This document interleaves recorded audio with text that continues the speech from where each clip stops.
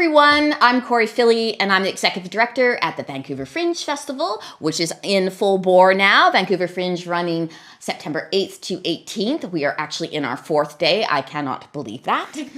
I'd like to acknowledge that we are on the unceded traditional territories of the Musqueam, Squamish, and Tsleil-Waututh peoples, and it is an honor to live, work, and fringe on these territories. I have to tell you not the weirdest thing. We're making all these partnerships down here on the island, and Carousel Theatre is a lovely humans that are kind of kitty corner to where the Fringe's office are. And I asked them about, 3 months ago whether or not they'd like to be involved in the Fringe, and they said, we'd like to do a baby rave. And I said, what is that? And they said, we don't know. And I said, okay. And so this morning, just behind a festival house where the Fringe houses, they did the baby rave. And there were all these little kids. I swear to God, it was the cutest thing, as well as just kind of uplifting to go in and just see joy as people were running around and having that kind of fun thing. It was delightful. It was entirely delightful. It was a very nice way to start off a Sunday, the 4th day, and as well as with my next guest as well, who is here doing a show called Disclosure. And we're going to say I'm going to say it's Catherine, and then I'm going to say Matt Lashevsky. Yes. Matt Lashevsky? Absolutely. Matt Lashevsky. Yes. Woohoo! I win. Yes. Catherine has agreed to come in and have a conversation with us, and thank you so much. And I'm just going to start talking, and then hopefully we just have a conversation that it is of interest to you as well. Absolutely. Cool. Okay. Oh, and also, Catherine took over social media yesterday? Yes. That was cool. Thank you. Can you talk a little bit about that? Yeah, absolutely. I have been doing the social media and marketing for my show Disclosure, and I got reached out to by Matt, and he's our marketing communications manager. We love Matt. Yeah, we love Matt. Yeah. And Matt said, "Your social media, you're doing good at social media, so you should." He sold it, man. Yeah. Oh, absolutely. So I was asked to do a takeover within the next few days, and I said, tomorrow, I will do it tomorrow. So I was emailing around midnight, and I was like, yeah, tomorrow sounds good. What time are you gonna do it by? I'll be up by 11. Yeah, I'll do that. So I jumped on board, and it was such a blast to go around Granville Island and to hit all the spots. It's interesting you mentioned the baby rave. I also work at Carousel Theatre. Oh, right, of course you do. Of course, yeah. So here I did a bit of promoting for the baby rave, and I'm sad I missed it, but I'm so glad to hear it was a success. It was a hoot and a half. It's Absolutely. like everybody's like running around with faces like all kinds of tigers and lions and bears, and Absolutely. then they're from way down here, and one kid was just sitting on its haunches just doing this, and I was like, all right. Were there bubbles? Because I remember there were bubbles. We had bubbles in the office. We need more bubbles. We need Absolutely. a couple. We need two or three more bubble machines, or a very large bubble machine. Yes. You never can quite know enough. I know, right? Bubbles. Yeah. But yeah, so taking over the Instagram was such a thrill. I got to go around Granville Island, talk to different artists, and yeah, it was exciting. I have never taken over an Instagram account, so this was my first time. So I just dove right in and tried a bunch of stuff. Well, it's one of those things, though, that, when you have so many artists who are delightful and wonderful and all those things, that somebody who is an artist and kind of knows what's happening with people, right? Like you're kind of meeting up with people, and people there's a certain vibe that's going on. To be able to have the facility to do it, it's so helpful to a larger festival like us when we can't always focus on individual shows in the same way we'd like to. Yeah, absolutely. And adding on to that, also the community that Fringe brings on, it is such a wonderful experience, because myself now as an artist in the Fringe can walk up to anyone with a pass and be like, tell me about your show. What are you doing here? And so that gave me so much allowance. Of course, I do that when I'm not all on social media. I do that anyway, but it just gave me that extra step to be like, hi, I'm doing the Fringe social media today. I'd love to get a picture, or I'd love you to tell me about your show and I'll promote it, and really share that and make it more of a community and continue the community feeling. So you can't promote 70-something shows all... Not at the same level. Not at the same level and the same time. So I feel really blessed to have had that opportunity. Oh, that's so cool. I'm glad you really enjoyed it. I enjoyed seeing, I have been following Catherine on Instagram, so I've been, resharing everything. But it's really important to have those kinds of people who are willing to liaise with anything. And also, by the way, it's a skill that you can bring to other things, because it really does help if you decide that you're going to do a fringe circuit, or you decide that wherever you're going to take your work next. Theaters and presenters are always looking for people who really have that facility, because there was a really great, when I was working at my previous job, there was a really great dance company. Okay. Who young and obviously then media savvy in a way that often, people my age aren't, perhaps. And they really just took it all over, and they sold out their shows. It was quite amazing, right? Because they really valued that part of it, and it just is so helpful, but also it's because one wants to, or the organization wants to keep the energy up and and the conversation going, Yeah, absolutely. And the marketing has changed so much. Yes, we have our lovely little handbills and we have our posters, but I find that with social media now that we have that, it's also more of an accessible way to market. So yeah, sure. It's just another level, and it's another thing. And so trying to make sure all our bases are covered to get as many people down as possible. Cool. Well, I'm going to ask a little bit about yourself, and then we're going to talk about your show. So we both just discovered that we are both Vancouverites. We're born and bred in Vancouver. But I'd like to know a little bit more about how did you get into theater? What was it, an interest from a young age? How did that all happen for you? Yes, that's a very good question. I started in the arts when I was very, very young. And it was absolutely,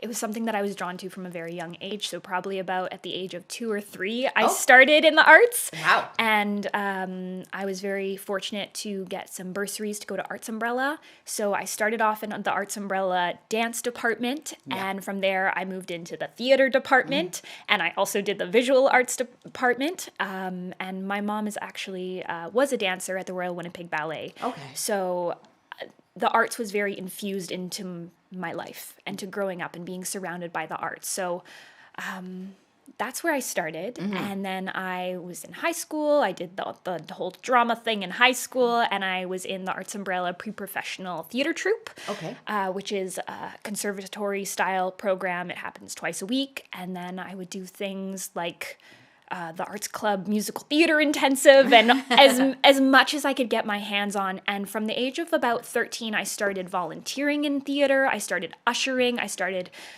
working in a box office. I started just making as many connections as I could. So nowadays, when I go around, I go, "Hey, how's so-and-so? Nice to see you." And people are like, "Well, how do you know these people?" I'm like, "Well, I've been around volunteering and volunteering my time because it's the Vancouver theater community is something I care a lot about." Oh, that's so cool. So that's where I started, and then I just graduated in April from Studio 58. Ooh, Yeah. I mean, a very beloved institution, and has turned out an enormous amount of amazing performers over the years, and also all kinds of other human beings, like technicians and designers. Absolutely. And all the other portions that actually makes the world turn in theater and the performing arts. Very cool. Yeah. So congratulations. That's, Thank it's a you. thing, right? To be able to accomplish that. Yes, 3 years whilst also going through a pandemic halfway through my training. Can't even. We were talking to Reagan Schrum yesterday, and she was talking about the fact that she started to get into theater and improv during the pandemic. Wow. And all of it was online in from afar. It wasn't the improv that she was doing was based at a school in the States, and that is where she came and developed a show, and she's developing another show. I mean, it's such an interesting world, isn't it, about what the catalyst is in people's lives, but also what people did during the pandemic, Yeah, absolutely. Absolutely. I was rolling on the floor in a basement at Studio 58. Absolutely. And yeah. I actually, the first Studio 58 show I saw I was probably about 14, and I saw Spring Awakening. Oh, wow. And I had no clue what the musical was. I was just told by the music director, "Oh, you should come and see this musical. You love musicals." And I do. I love musicals. But this was, and I was like, okay. And so I remember lining up, and I was like, oh my gosh, I have to go to the bathroom. So I went to the bathroom. And the only seat left in the theater was front row center. And I didn't know what I was walking into. So there I am, a little teenager walking in and sitting down, and my jaw dropped. Wow. And that was the first time I'd seen a show that wasn't a fluffy musical and that wasn't a Golden Age musical. And I saw that on stage and I thought, this is what I want to do. I want to do art that stretches boundaries, and I want to do art that takes up challenging topics. And then that's what made me want to go to studio.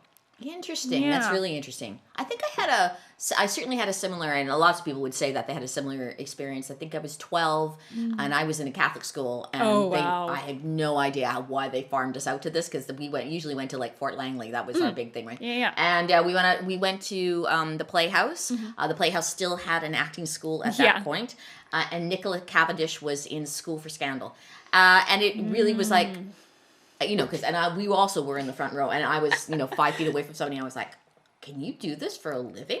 Yes. I didn't know you could do this for a living. I mean, I understood movie stars. My mom was very big on that, but I had no idea that you could be in a live performance experience like that, where you were just like within touching distance of the person. Absolutely. And doing art where you can swear on stage, where you can dance on stage, where you can express yourself on stage, that was so much more than I had witnessed. Yeah, for sure. For sure. Yeah. Interesting. That is an unusual journey. Often people say, oh, well, there's not really anybody in my family, you know what I mean? But I really caught the bug and did the thing.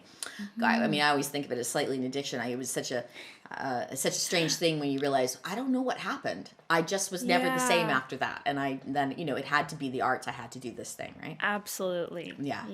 Definitely. So then let's talk about the show that you're actually wrote in. I know that you've been working with Jane Heyman, but what's the inspiration for Disclosure, and how long ago did you start thinking about it, and what time frame was that, and just kind of more, it's so lovely to see new work that has been come out of the last 2 or 3 years. So how did you sustain yourself? Yeah. Any one of those questions you can ask. All the questions. All the questions. So at Studio 58, our final graduation project is a solo show. So we have to create a 15-minute piece of theater that we direct, that we write, that we perform, that we lighting design, that we costume design. We have to do absolutely everything.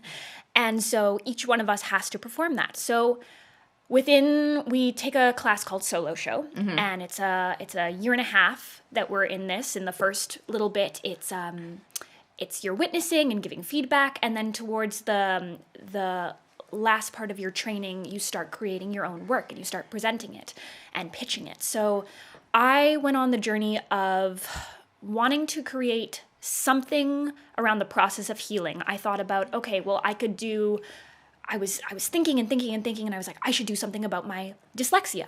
I should do something about Confession of a Part-Time Perfectionist or something. And the thing that kept nagging at me was a show about healing.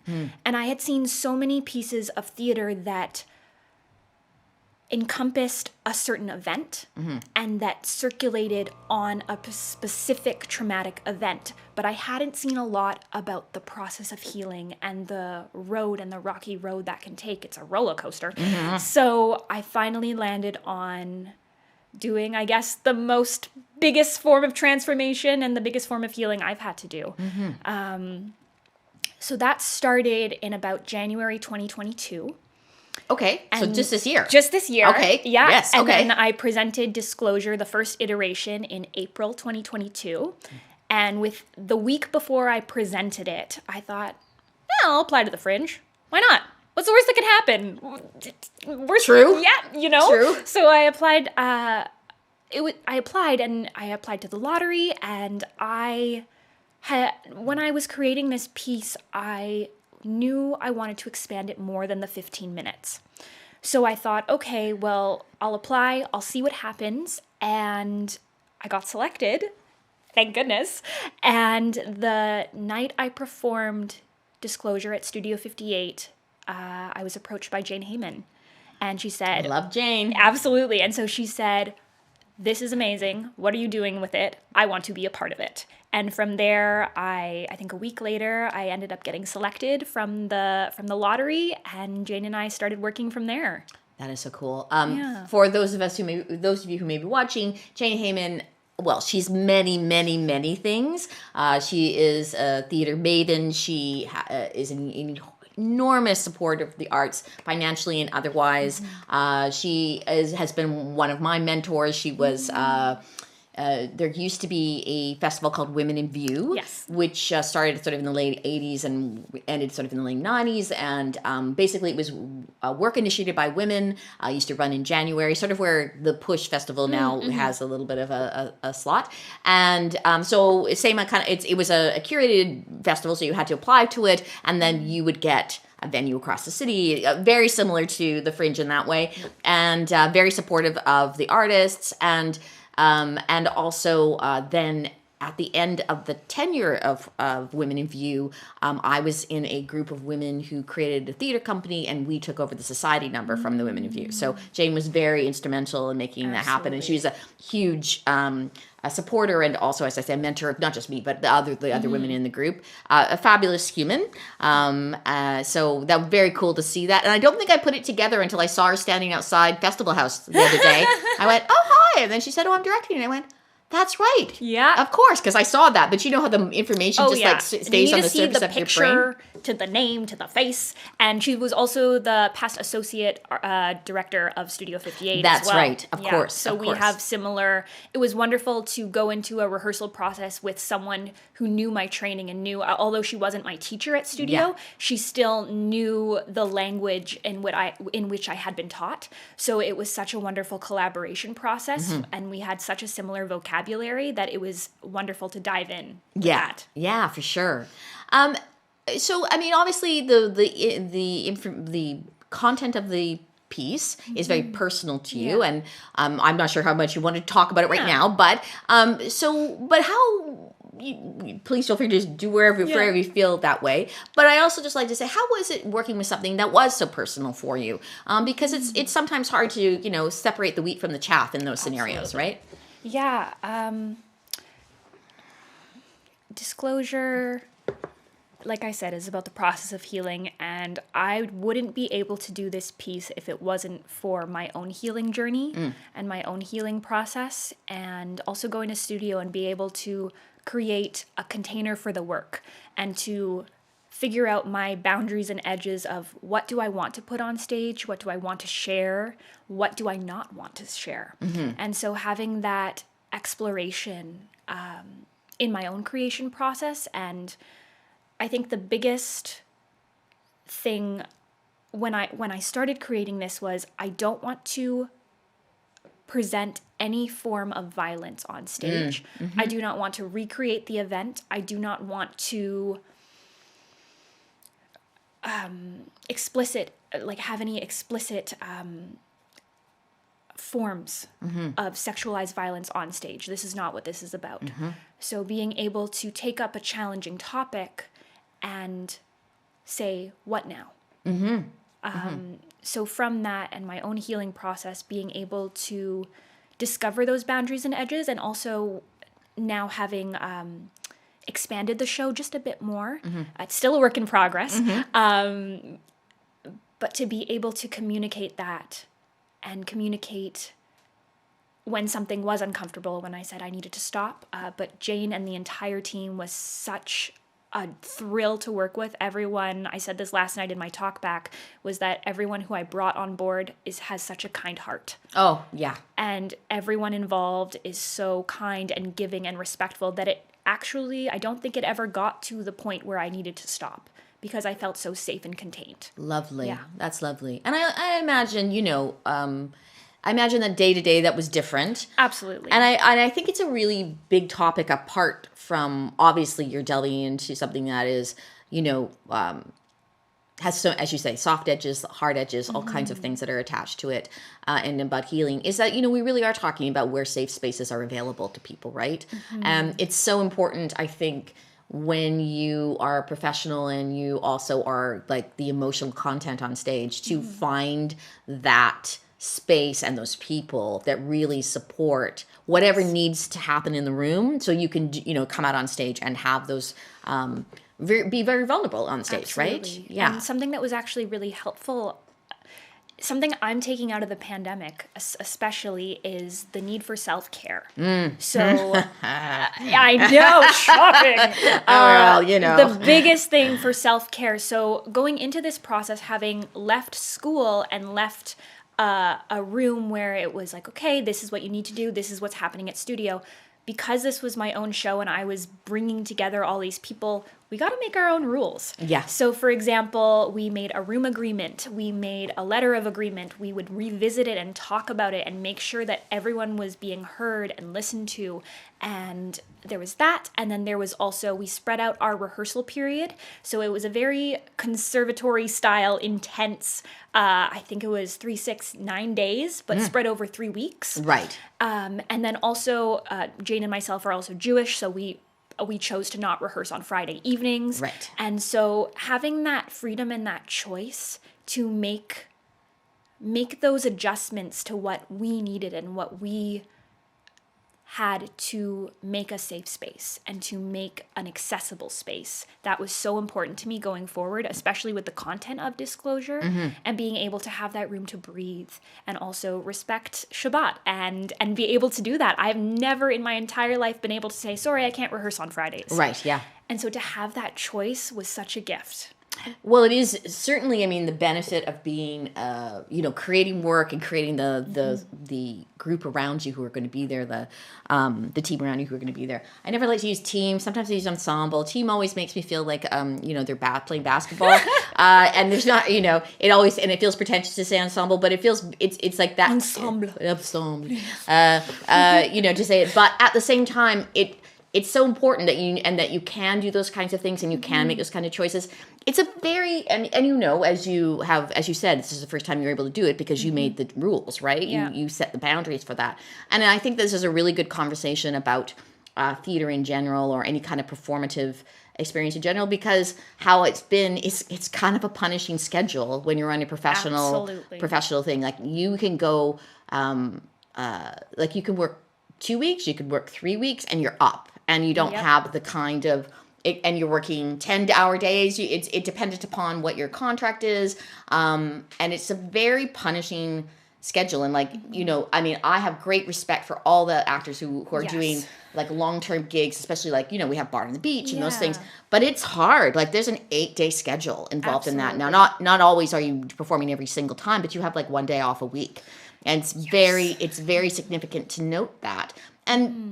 And then it's like, and also it's the feast or famine thing, I think, as a performer, because you're so concerned about what's going to happen next, right? Like you always want to make the first gig, and you may not have had that kind of experience, especially coming out of the pandemic. It's very true. You didn't have that kind of experience where you were employed for months at a time at a thing that you want to take and you want to be involved in it. And I'm certainly not calling Bard out. I'm really just saying it's a very tough, disciplined scenario, and they're moving lots of parts. And but also it's very. I don't think people understand how there's not really many windows there for decision making from a personal point of view. You really have to go into the situation and understand what that is, and then adapt to what that is.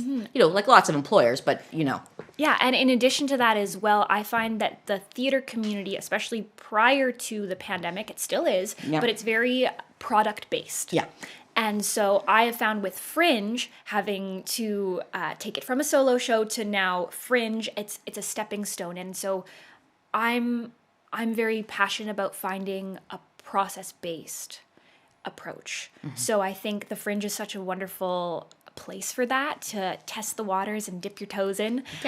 So thinking about places like Bard or all the theater companies, it's like we need to do a show, and I feel that there needs to be more space in the community for getting up there, showing what you have, and saying, okay, let's have a conversation now. Yeah. So, and I think that's so important, and it's very important to my artistic practice. So that's something I'm really passionate about. That's very cool. And I think it's also, now there's things like intimacy directors and there's, those kinds of things that are really trying to establish. And for me, intimacy is all kinds of different things. But, they're really trying to establish how to work in a room with each other, right? So that it's Absolutely. not just taken for granted that everything is okay, because consent, as we have, keep on having a conversation about, it's a multi-layered, complex conversation, right? Absolutely. And sometimes you don't know you don't want to do it until you do it, and then you don't want to do it, right? Like, or leading up to it. I mean, and that's in every kind of situation, like where all of a sudden you find yourself at a dinner party that you should not have gone to. Well, it's right? interesting that you bring up consent, because that was a big part of also this rehearsal process, and being able, my stage manager Caroline Frost and I, we tap in every show. So we put our hands together and we tap in and we engage, and that's part of an intimacy practice. Another thing that we did in rehearsal was we would talk about our boundaries. So as I said earlier, so there was general boundaries, which is the bathing suit area, and then any other boundary, which is a personal boundary. So every day we would check in, we would have a check-in and a check-out of each rehearsal, and make sure that we have that space to say our boundaries. For example, if I said my general boundaries, bathing suit area, and my front, sides, and back of my neck. And so those are the places that no one could touch me. Right. Not that really anyone did, because it was a solo show. Yeah. But even you're in a space, right? Absolutely. And so making that more accessible and opening that conversation, because as you said, intimacy is so much more than physical touch. Yes. And, sometimes you're just, and things, and also it's like not, I think sometimes we want to go along with things, and people or say things or something like that, and it strikes you wrong, or you have a problem with it, one has a problem with it, I have a problem with it, and then it doesn't feel like a place where you can say that, or you don't say it, and so there's lots of, as you said, there's lots of levels about how to move forward, and also because healing, as you have said, in what's going on, it's a multi-pronged approach. I mean, I think in my own life, I've done therapy at the same time I'm doing yoga, at the same time like I'm doing other kinds of things. Preaching to the what I mean, choir. right? So there's lots of layers to that. So it, the unraveling of an experience, if one can say that, or how about this, the ability to live with an experience as part of your historical package, but not make it the experience that defines everything for you as you go forward, is really like a constant conversation. Yes, absolutely. And that's something that myself and my producer Natasha, and also we have a talk back with WAVA, which is Women Against Violence Against Women. And so part of that conversation, it was very interesting because the word normal came up. And this, if people should feel, or it's normal to feel XYZ. But I can't remember. I think it was the person who we were talking to was Anna from WAVA, and she said it's a normal. Oh gosh, she said it's a normal reaction to an unnormal experience. Yeah. And so finding those ways to, I don't know where I'm going with this now, but no, it's like how do you maneuver through that? But and also I think, if nothing else, as Jonas, I think normal is an overused word to me. It's a setting on a dryer. Yeah, it's a setting on a dryer. It doesn't really exist. No. It doesn't really exist. And even normal doesn't really exist on a dryer, because, some things get burnt and some things, whatever. Absolutely. Yeah. But I mean, I know we all struggle with the idea that there's a standard to which we are supposed to be living our lives. I don't know who that is, but I mean, anyway, and it's placed out there, and coming back to social media, it's very much at times put in front of you as if the perfect life is able to be curated in this particular way, right? Yeah, and adding on to that as well, the biggest thing that I've been that I experienced during my healing process, and also within the show that plays a lot, is if you don't have proof and it's not visible, then it doesn't exist. And that is a big theme within the show, is needing proof, especially within the current medical system. That's a whole other challenge, is needing physical proof. And it's not the same as having a broken leg where you can say, oh, look, I have a cast. I need help. And when it's not physical, or there's no physical remnants, how does one gain the support? So that's a big, big theme within the show. Well, yeah, and it's such an interesting conversation too, because everybody agrees that, I mean, and people dither about the statistic, but if 1 in 4 women are sexually assaulted during their lifetime, and that stats don't play out into who is reporting that's not how the stats are, then clearly there are a whole bunch of human beings that have had that experience who don't report it, right? Absolutely. And so it can't be just that. And the reason is exactly those reasons, is that they feel that they're being held to a standard to define proof in a way that may not like in the middle of your trauma be able to be manifested, right? Absolutely. And it's challenging when the medical system is not trauma based, when it is very much needing physical proof or physical representation or and so in this show Disclosure, it's very much the challenge of having to repeat the story. Oh, yeah. And the constant, even if, for example, if you break your leg, how many times do you have to repeat it to the nurse or the new nurse or the doctor or the specialist? And Or then, your friends. Or your friends and how the heck you fell down the stairs breaking your leg. Yeah. But imagine if that's a traumatic experience on top of that. Yeah. And if it is a sexual assault or if it is an assault and the emotional labor and more, even it can be re-triggering to have to retell the story. And that was something that I personally experienced, was having to retell the story over and over and over again. And that's when I started to doubt myself. What actually happened? You don't remember? What were you doing? So there's so much, it's, as you said earlier, it's a layered process to heal. And it's definitely not linear. So, Oh, Lord, Yeah. no, it really is not.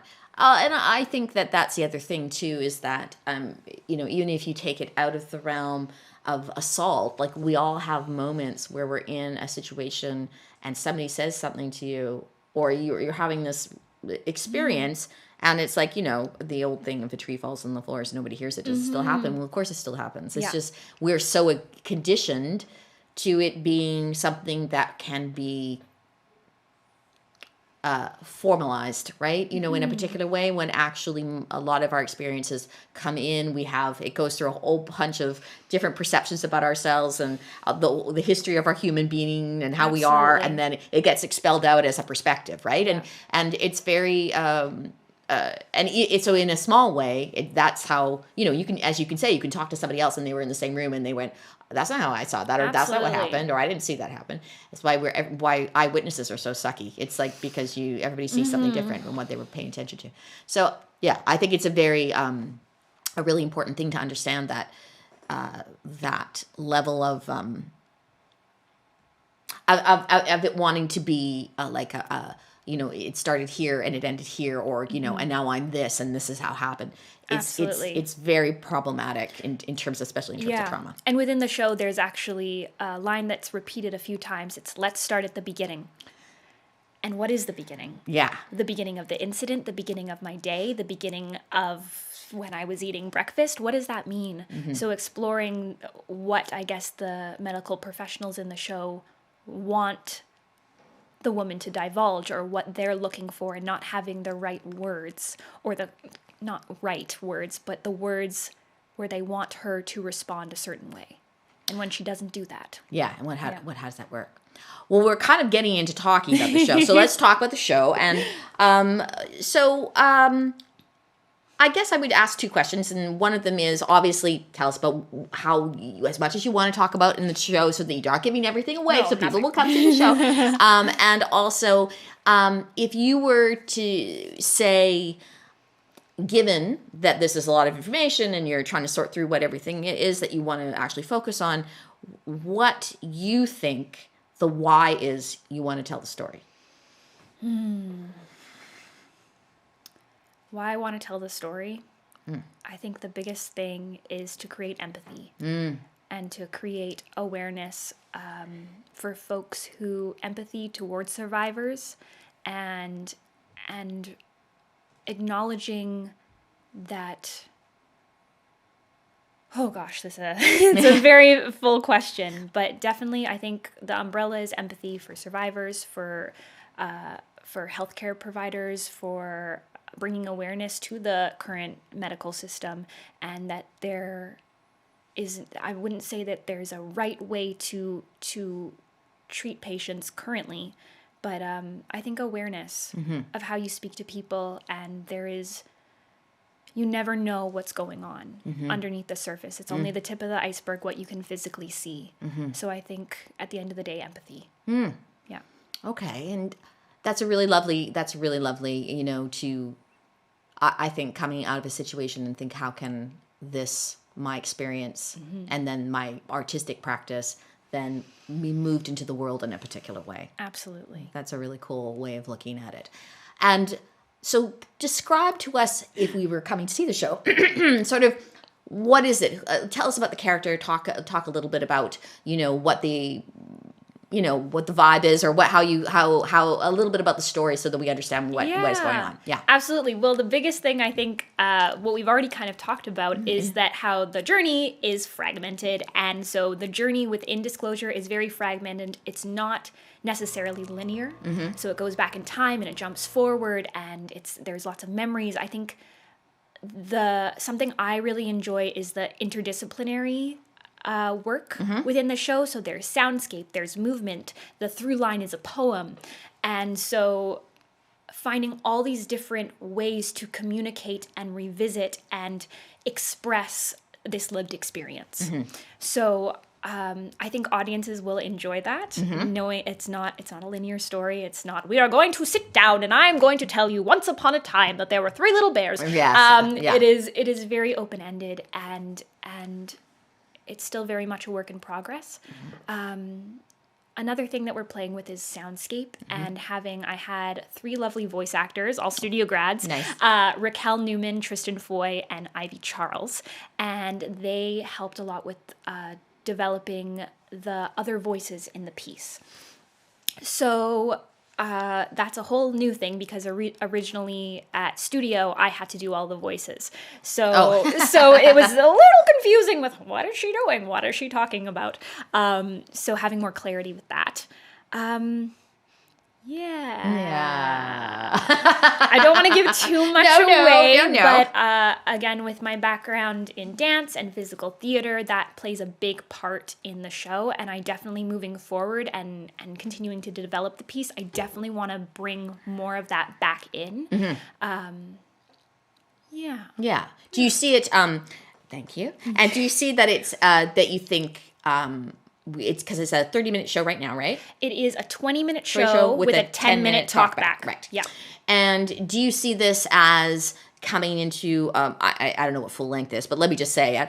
Do you think it's like, do you see it expanding to an hour? Do you see it, or do you see that, sometimes shows are what they are, like in terms of the experience of what the show is, sometimes it just feels really good in the more contained time frame. So just as a thought about what's going to happen next in your world? Yeah, absolutely. 2 things. One, yes, I want to expand it to at least minimum 30 minutes, I think. The second thing is that currently we're speaking to Sally Thorne, which is, I believe she's the head of nursing at UBC, and using this piece as a form of her curriculum within training nurses for trauma-based work. So that's possibly the next step. I'm also looking into other festivals and ways to expand it more, but I would love, the feedback that I've been getting is people are saying, that was amazing, we wanted more. Oh, that's great. So that's a wonderful feedback for me to think, okay, great, this was the next stepping stone, was the Fringe, great, and now I can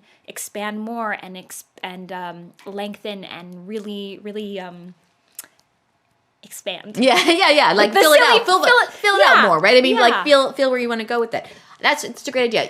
I think there's a person you might want to talk to, not because they're exactly the same theme as you, but there's a Vancouver actor called Patrick Keating. Oh, okay. And he did a piece called Inside Out, which explored his experience working with being a prisoner in the Canadian justice system over a period of time because of drug addiction and stuff like that. But he wrote this piece, I'm going to say maybe 7 or 8 years ago, and I saw it in a small gallery off of, sadly, which doesn't exist anymore, off of Maine, which was also a performance space.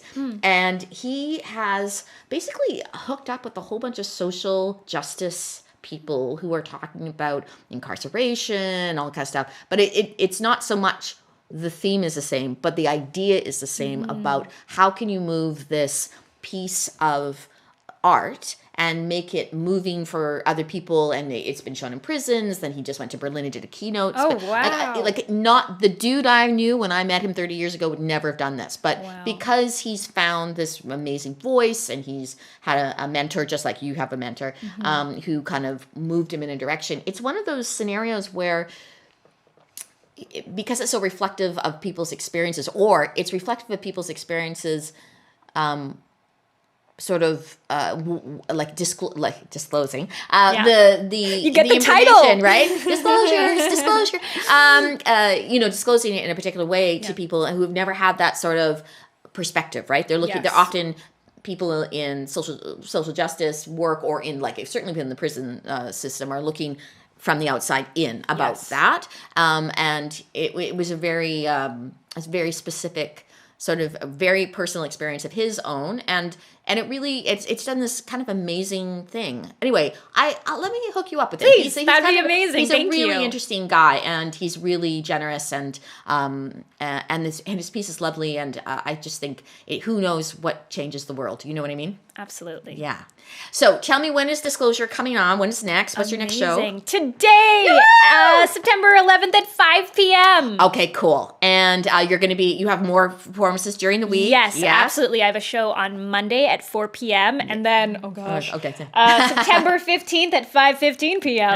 and September 17th at 6:45 p.m. Great. And so everybody can go and see your work in VancouverFringe.com, buy your tickets, go to more than one show, but definitely come to see Catherine's show. Disclosure. It's at the Nest. It's at Festival House. It's the first almost performance space on the island as you come in. So, so it would be so lovely if you actually made that offer. And, I'm around too. If you want to bug me, I'm there too.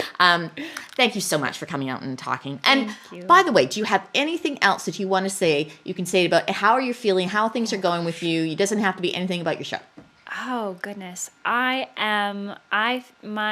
I do this in rehearsal. We do a head, heart, body check-in. So my head is filled with electricity right now. Ooh. My heart is Twitter-pated. And my body feels like a Jello force field. Ooh. And so I'm just ebbing and flowing with the Jello.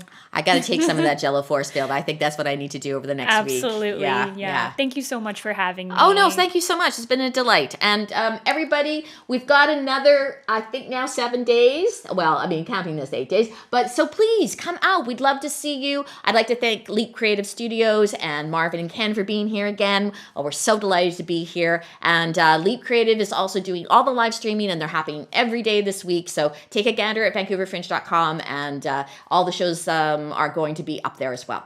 Thank you, everybody. $15, very cheap. See you later.